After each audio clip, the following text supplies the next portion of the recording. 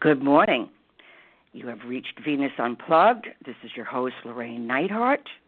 And what we do in this Blog Talk Radio is we explore the aspects of Venus as the archetype, not just in personal love, but how does whether it be the planet, whether it be the archetype, whatever form, truth, beauty that Venus comes in, that's what we explore. So we're learning to see the world through the Venusian eyes.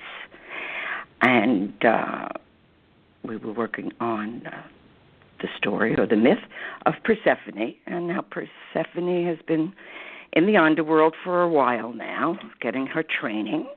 And I thought, well, what a perfect day to start exploring the concept of evil. Okay? Now, death is not evil. Death is a natural phenomenon. And the one guarantee that we have on this earth is that we are going to go through that threshold. And that's what it is. It's a threshold moving us into other realms of consciousness or being.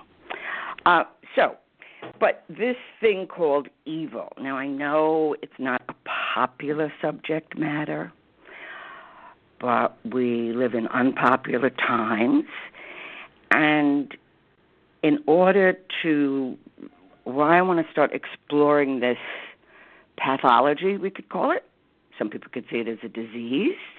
Some people see it as archetypal. There's all sorts of images. And this is not like scary time. This is moral time. We need to all dial up our moral compass. And in order to be able to do that, we need to be able to recognize what, in fact, are we looking at. And the most important thing of what we're looking at is to be able to name it correctly, because if we cannot name it, we can't do anything about it because we don't know what we're dealing with. It's an as if, or it's, magical thinking. And magical thinking is when people think, what they say. Let's say they're mad at somebody and say drop dead, and the person happens to drop dead because that's their day to drop dead or moment to drop dead. A person who has magical thinking blames themselves. Now, if you put some poison in their coffee, of course it's your fault. But if it's just a thought, magical thinking, it's like how children think, oh, my God, I said that, and it came true. Or I don't know if you had that where you do hopscotch and you couldn't step on the crack because it would break your mother's back, right? Magical thinking. So we need critical, being able to discern what we are looking at. And first and foremost, when we're discerning, is also to discern within. Is this a projection? What am I really seeing here? Is this just somebody who's lazy, or is this a situation that is lazy, but it doesn't make them evil, just makes them lazy? So there are hints to, usually, when something is evil, right, we have a repulsion. It's one of the first, the body goes like, ugh, right? You need to start exploring that. What's that ick about? What's that repulsive feeling? Or we recoil, or we want to get away from? Which is usually the best solution, is to try to get away from the situation. But sometimes we can't. Sometimes, I think it's going to happen a lot, particularly this year, where we need to stand and for something that we know to be true, and not to just let people and situations with their evil intentions to not just get away with it, but to be able to recognize it and say, no, that's not what we represent. That's not what we're about. And I know there's many concepts about what evil is, and some people feel it's the absence of light. No, it's evil. And light can have evil in it too. So it's not something where it's not color-coded. Something very real. Now, we see it in our enemy's eye. We can recognize it, that situation, that person, or life force is evil, which may or may not be true. We need to check it. Their beliefs versus our beliefs, which is one of the biggest ways that evil can get through people's psyche, not realizing they are a vehicle, because sometimes people just get into such a righteous rage with no critical thinking, and they wind up acting out the horrors, or to themselves, not being able to forgive oneself. The moral compass is to be able to look at the shadow and light within, to be able to stand, self-critical, but not in the punishing way, but like, wow, man, I wasn't lying there, but I certainly was lying to myself. And what was I lying about? Or no, I don't really feel that way. But in fact, that's what you really do feel. So, and it's a time when we really, really need this skill. It's not a skill of judgment. It is a skill of discernment. Now, often when something is evil or destructive, people will take, in a sense, the coward ways out, the easiest way, the path of least resistance, all these things that people will say. But in fact, you're not standing for what you believe to be true, or what you know to be true. So first it's within oneself, and then we work locally, and then we work, transcendental if we have to. But what we need to be able to recognize, and I'm obviously, as I'm kind of going into this, I realize this is going to be probably a couple of weeks talk, because I really want to go over this so that people can begin to understand. If you can recognize something and name it, and it's not a projection, it is what it is, okay? So there's always this, within the humanity, and maybe it's in the entire universe, and we're locked into this struggle between the forces of good and evil.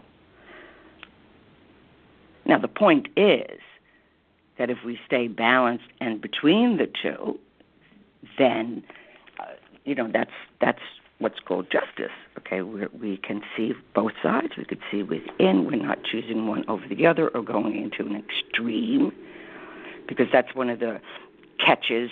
Well, I represent the good. Well, not to your enemy, you don't. There's a lot of trickery that goes on. And when we're integrated between those opposites, which is all what consciousness is about, is being able to integrate, not one over the other, not one being stronger, both being represented, because the shadow or dark does not mean evil. It just means unknown, mystery.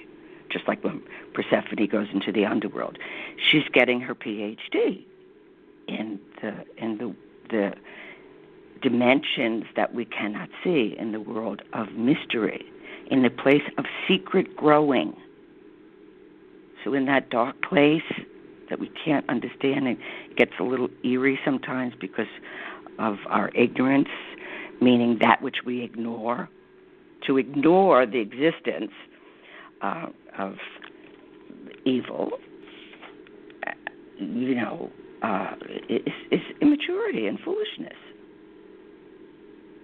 Or at least that's what I feel.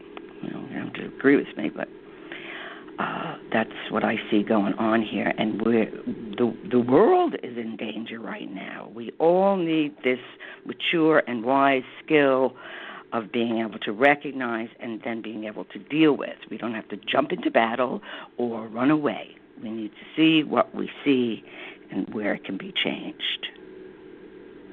So we can be going through some neurotic, experience, or we can really be in a state of a moral crisis.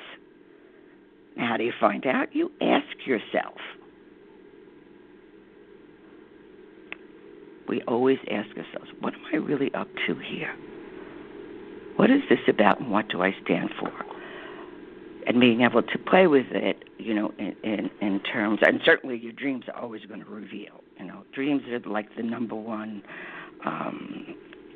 way to consciousness and understanding what we're, because it will tell us. It also tells us potentials that we don't know that we have.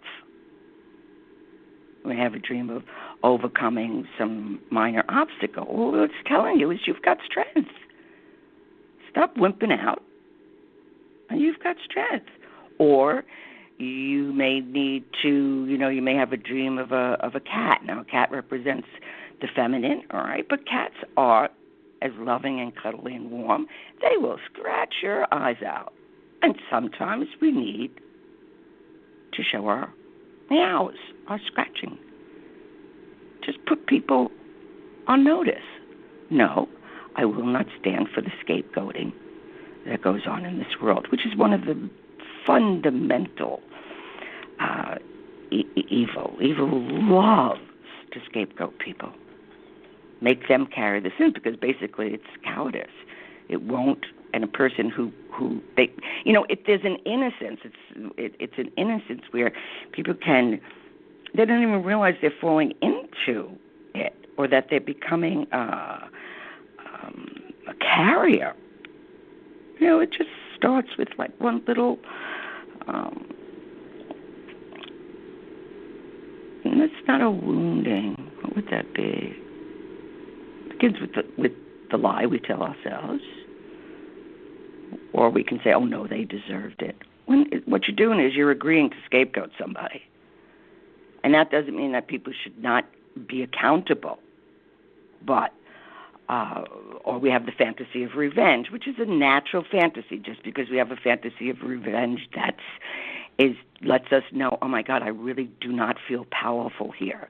So I want some, dark god or lawyer or some shadow aspect that I don't want to take responsibility for to come and beat them up and growl. But I don't want to get my hands dirty.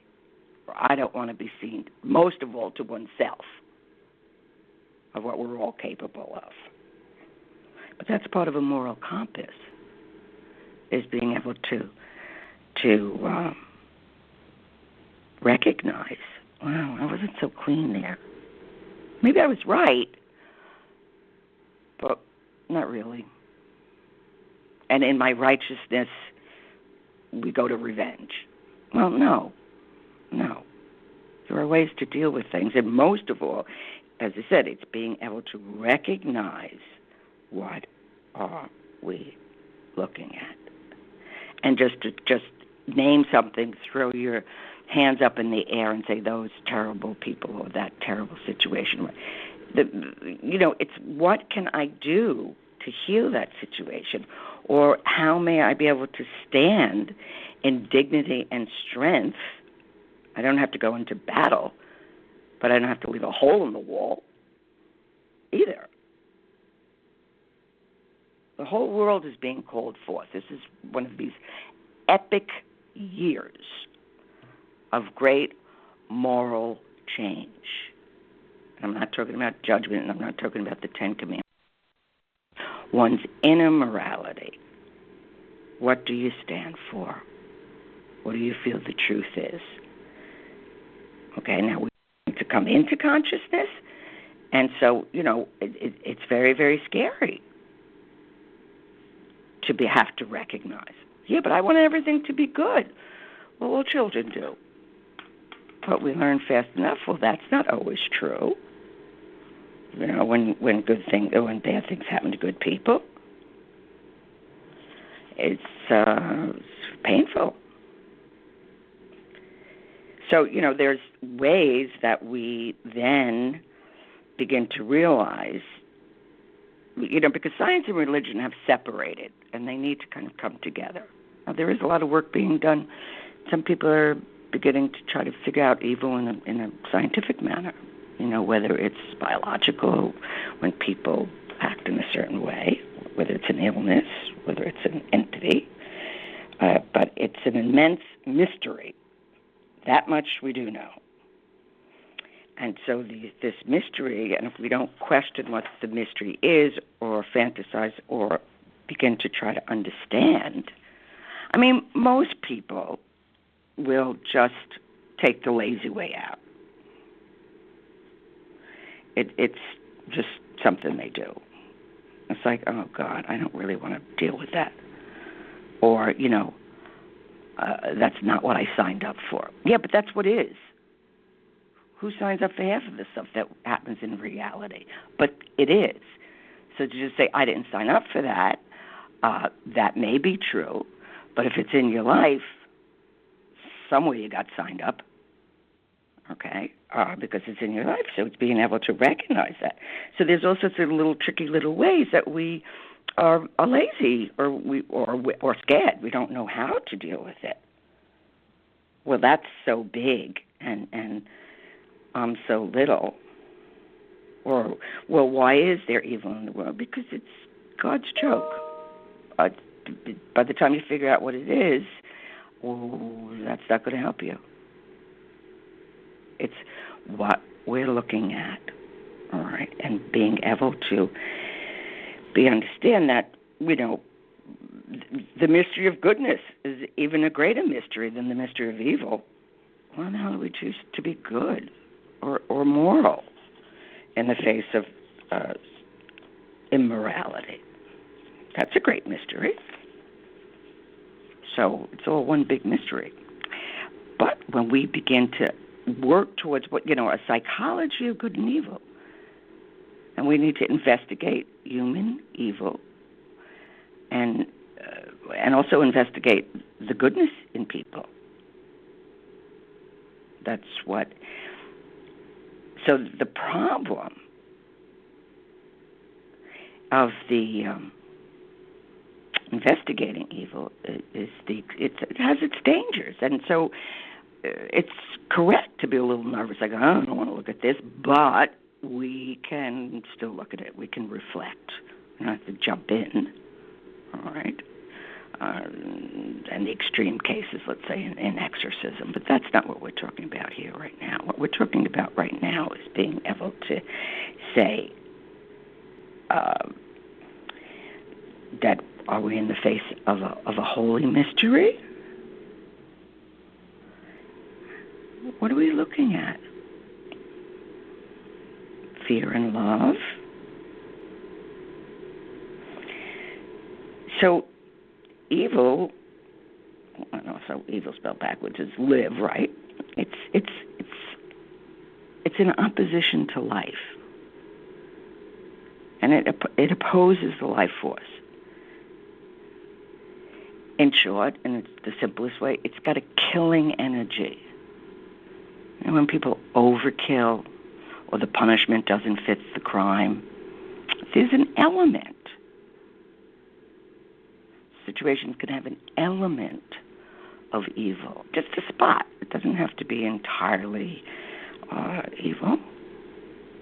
But it's that, now, when I say the killing, it has to do with murder, unnecessary killing that's not required for, let's say, biological reasons. We kill, including vegetables. We kill to eat. So in a sense, we eat death. Now, don't get freaked out about that. It's just like, our oil is the bones of our ancestors. So basically, the bones of our ancestors are heating our lives when we see the round of it, all right? And learn to see both sides and then stay in the middle, because it's in the center that a resolution, an insight, a way, an honorable way to, whether you see it as a spiritual warrior or a badass woman or whatever way you want to see that, or a knight, King Arthur, who stands for the truth. So evil also tries to kill the spirit. And we begin to recognize that, like, wow, wait a second. We can can be around somebody and suddenly you're wasted, you're exhausted, you don't know what it is, can't figure it out. Step back. Did something get revealed? Did something come into the room? We need to look at it. Now, Eric Fromm was a psychiatrist, and he particularly studied what evil was about. And so, reading The Heart of Man, Its Genius for Good and Evil, is for those who really want to study this, observe it, see what it's really about. Anything we want to understand, we need to study. We just don't automatically know. It's just like even in loving. Most of the times, in loving, we actually don't know how to love. When clients come in and, they want a relationship, I said, on top of the list, if you're going to make a list, you want somebody who knows how to love. If you're attracted to somebody who doesn't know how to love, or you don't know how to love, you got to learn. And there's ways to learn that. So it's all possible. So back to Eric Fromm here. So he studies this reality in a very sensitive and digestible way, and being able to understand what happens to humanity. How does it become evil? How does it create world wars and act all that stuff out and then goes unconscious when that is over? If we have a sense of what we're looking at, we won't get tricked. Because that's another thing that evil will do. It robs us of our humanity. When we're terrified of something or horrified, one of the first things we say is, oh my God, that's so inhumane. So what are we looking at? I mean, if you really want to scare yourselves, then read the book Whitaco, which is a book about evil. And it's American Indian term for it, and they perceive evil as kind of a virus. It's very interesting, terrifying to look at, but we have to, for those that can, and for those that can't, at least don't deny it. Just say, this just scares me too much. I can't go near this. I know something's wrong. I know something is off. I know by, whether sins of omission or commission, by not doing anything and let somebody be scapegoated. When we know, wait a second, that's not cool. I mean, we're becoming so much more sensitive to ageism and sexism and all the isms that we need to allow people to step into their development. That's the stage that their soul is at. That's their developmental stage. And we have to be it all. So that's where they're at.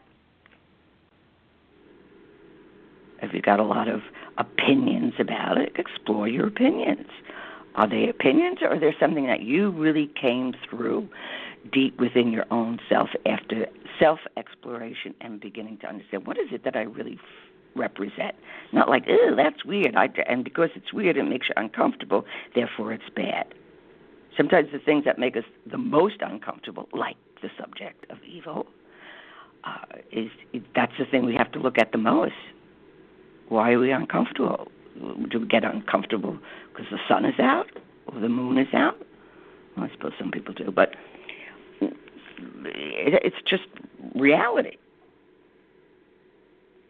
So when we're speaking, and there's a psychological, certainly plenty of evil comes through that.